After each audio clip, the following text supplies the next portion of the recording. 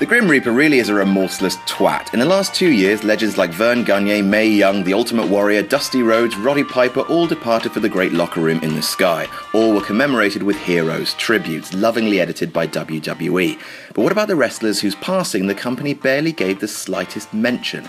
And why would they be so cold? I'm Adam from WhatCulture.com, and here are 10 wrestler deaths ignored by WWE.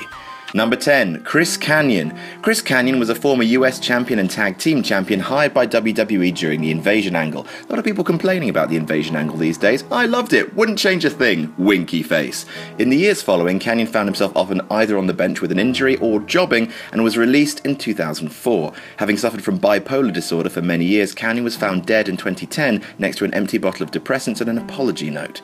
The WWE gave him nary a passing mention. Was this because he killed himself? Maybe because he once as part of a publicity stunt told people that WWE released him because he was gay, a statement he later retracted. Perhaps it was because he and Raven once attempted to sue the company for cheating wrestlers out of healthcare. Or perhaps, brutally, the WWE just thought no one would remember him or his run with the company. Do you? Number 9, Ludwig Borga. During his brief run in 1993 to 1994, Finnish superstar Ludwig Borga beat Marty Jannetty at SummerSlam, entered Tatanka's 2-year undefeated streak, feuded with Razor Ramon over the IC title, and competed in the main event of Survivor Series alongside Yokozuna against the likes of the Steiners and The Undertaker. After leaving the company, he also became the first Scandinavian to compete in UFC, won the Finnish Heavyweight Championship as a boxer, and was even elected to Finnish Parliament. Despite all this, in 2010, when Borga was found dead from a self-inflicted gunshot wound, the company didn't acknowledge his death. Independently, JR wrote of Borga's problems with drugs and alcohol and said that he had not been a great guy to be around. Number 8, Chris Candido. Well respected for his technical work rate, Candido had notable careers in both ECW and Smoky Mountain Wrestling. His short WWE career even had a few notable moments, namely providing Barry Horowitz with that infamous upset victory and winning the tag team titles as one half of the OTT fitness pricks, the Body Donners. In 2005, Candido died from complications encountered during surgery, and despite TNA honouring him with a memorial tournament,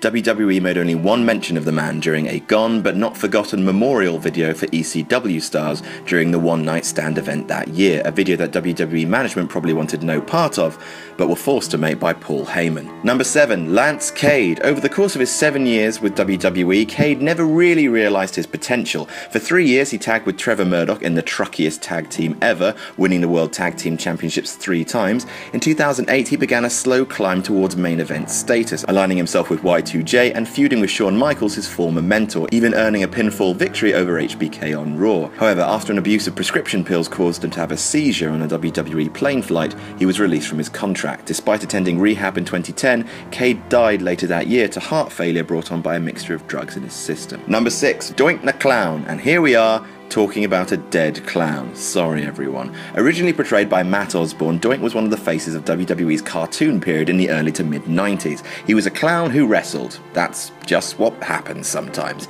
He appeared in the gimmick Battle Royal at WrestleMania 17 and in an episode of Raw in 2007, but when Osborne died from heart failure in 2013, the company was silent. Was this because at least 5 other men had played Doink since Osborne left the company and they wanted to keep the terrifying clown factory open? Perhaps because his death was initially and wrongly attributed to substance abuse. Eventually, a few lines were written on WWE's website, but hardly a fitting tribute for the iconic character. Number 5, Viscera. Big Daddy V, the world's largest love machine, passed away in 2014. He had a long and varied career with the company, including winning the King of the Ring tournament as Mabel and challenging for the WWF title at SummerSlam that same year. After leaving and returning to the company a number of times, Viscera was released for the final time in 2008. In February 2014, Viscera passed away from a heart attack, but received no mention on the Elimination Chamber pay-per-view less than a week later, or Raw the following night.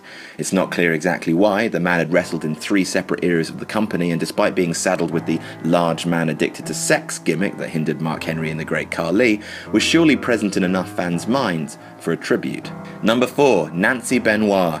Most people will unfortunately only know Nancy Benoit for being the woman killed by Chris Benoit during his fit of madness in 2007.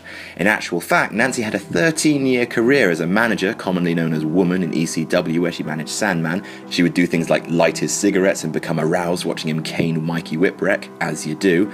She then moved to WCW to join her real-life husband Kevin Sullivan, but after having a kayfabe affair with Chris Benoit, who was feuding with Sullivan, art imitated life. A romance between Nancy and Chris blossomed for real. deal. She retired and the two married. After it came to light that Chris Benoit had killed his family, the WWE made the decision to never again mention the incident or Benoit himself. As such, Nancy's career and her untimely death will forever go unacknowledged by WWE. Number 3, Test. Test had quite the career in WWE. His on-screen relationship with Stephanie McMahon made him a prominent player early on, and having a high-profile feud with Shane O'Mac. However, after Stephanie was drugged and stolen by Triple H, wrestling is fun, Test became a tag team wrestler, working as part of TNA with Albert and Trish Stratus, with Scott Steiner, where they spent their tag career abusing Stacy Keibler, and as part of the Un-Americans with Lance Storm and Christian, his association with that stable getting a one-on-one match with The Undertaker at SummerSlam 2002.